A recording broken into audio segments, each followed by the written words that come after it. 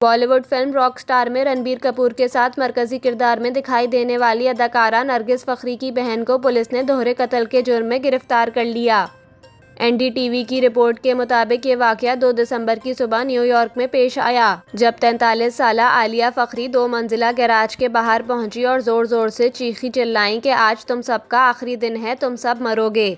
इस दौरान पड़ोसी शोर शराबा सुनकर घरों से बाहर निकले तो उन्होंने देखा कि घर बुरी तरह आग की लपेट में था। रिपोर्ट्स के मुताबिक आलिया का साबिक बॉयफ्रेंड 35 साला जेकब और इसकी 33 साला खातून दोस्त एटन ऊपर वाली मंजिल में सो रहे थे। आग बुझाने के बाद दोनों की लाशों को बाहर निकाल लिया गया। दोनों की मौत घर में धुआं भर जाने और झुलसने से हुई।